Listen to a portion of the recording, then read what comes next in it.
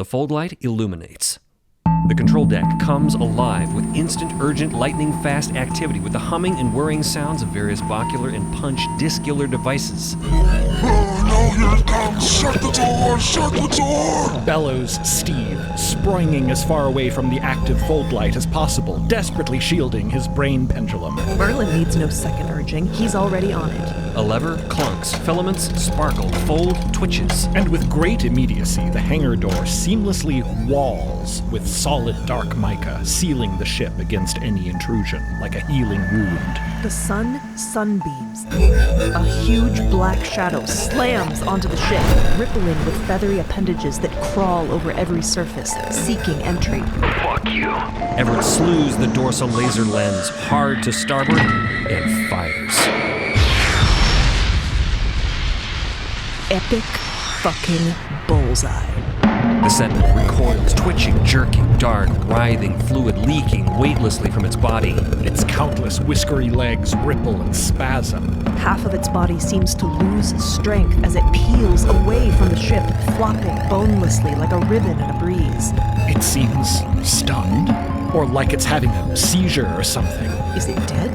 No, but the laser definitely affected it. Whatever it's doing, it's not in single-minded pursuit of the fold light anymore. Everett is roaring vindictively over the intercom.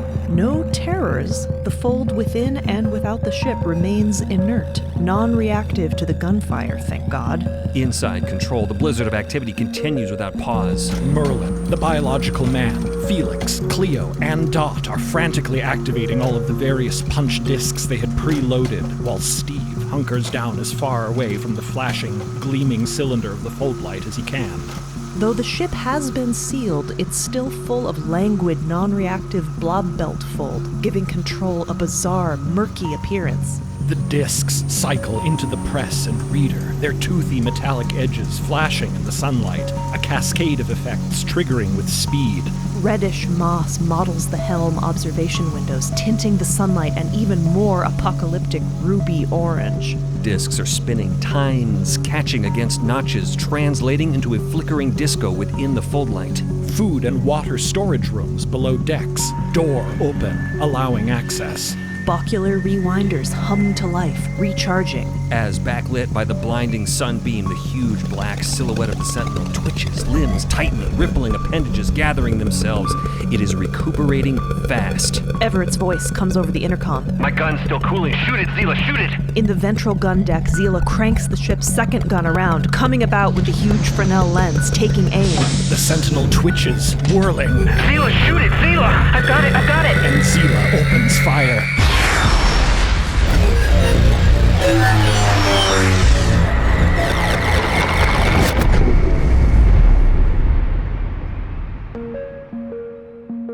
At the speed of light. Literally, like a signal flashing through fiber optics, the Sentinel's entire massive body transmits instantly along the beam of the laser and materializes inside the narrow ventral gun deck.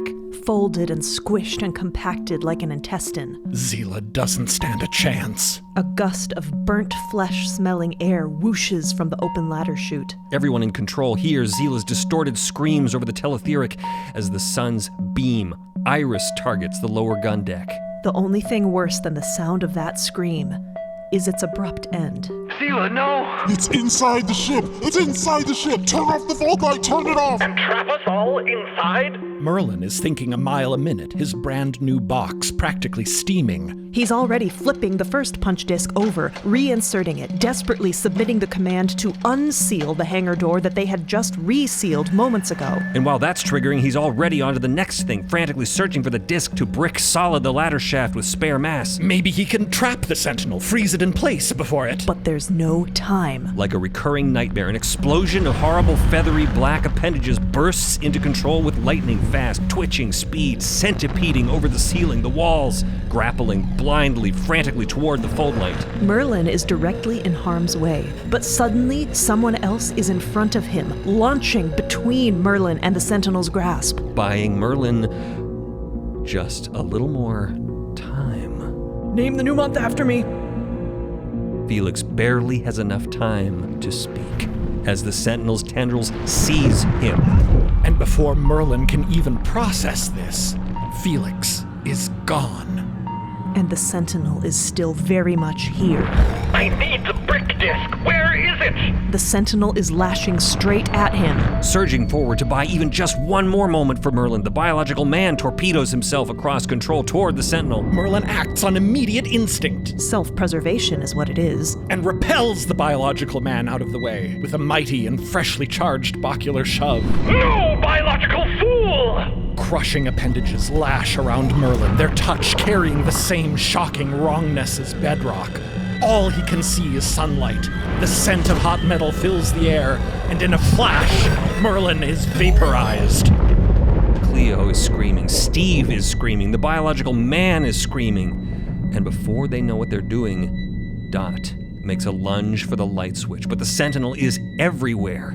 Unstoppable limbs clamp around Dot's body now. They hear Cleo scream, Dot!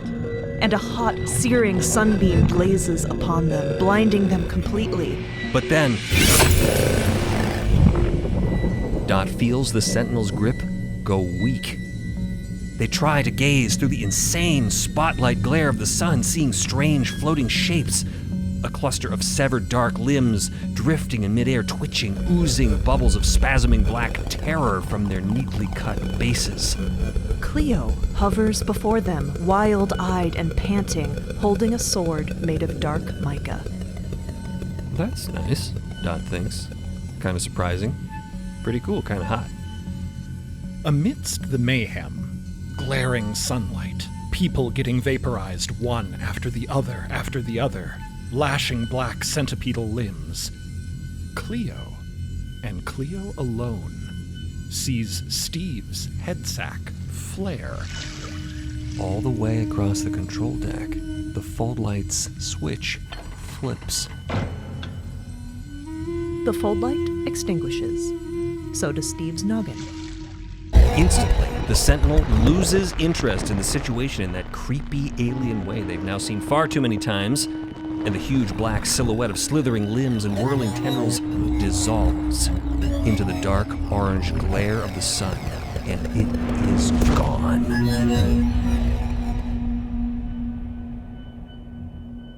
All is quiet again, except for the gasping of breath and the pounding of heartbeats. Pollen and leaves swirl in the sudden vacuum left behind by the Sentinel's disappearance as the airborne fold filling control slowly resettles. Everett comes floating down out of the ladder shaft, white as a sheet, shell-shocked, trembling. Her gaze hovers over Cleo, Dot, the biological man, and Steve, the survivors. Merlin?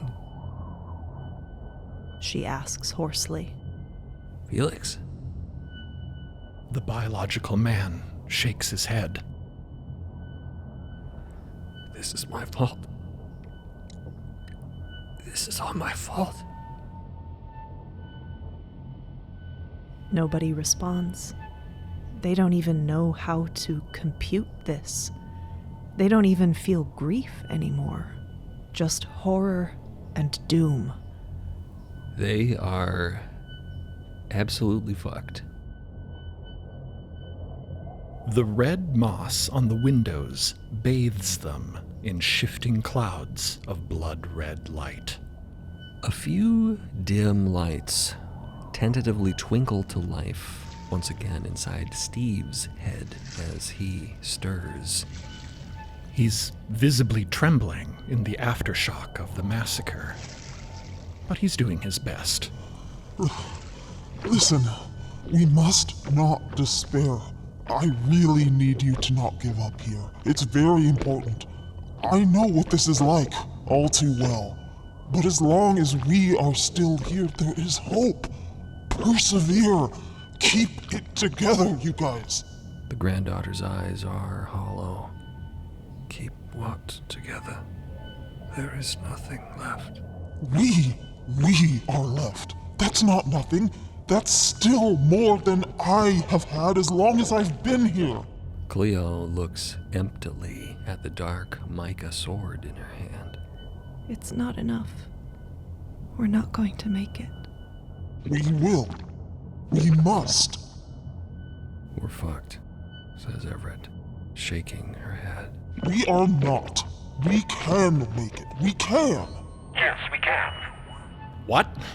Says the biological man, looking to the teletheric around his neck. Merlin? Everyone in control freezes. What the fuck? The teletheric crackles again. Check. Yes? Yes, it's me. Can you hear me? Yes, Merlin. Hello, Merlin, we can hear you. Everett calls. There is an explosion of shouting now as everyone clamors around the teletheric. Yes, we can hear you! The biological man holds the teletheric in his hand firmly, sweat glistening on his temples. Merlin, where are you? I have no idea. But you're not going to believe what I'm seeing right now. Thanks for listening. We're taking a quick mid-season break to fine-tune our upcoming episodes, and we will return with an even more cosmologically chaotic voyage in 2 weeks. New episodes of Unend will return weekly on Wednesdays after the break, and we'll continue this expedition right where we left off. To stay up to date with what's happening in the cosmos, sign up for our newsletter on MIDST.co or find us on social media at MIDST Podcast.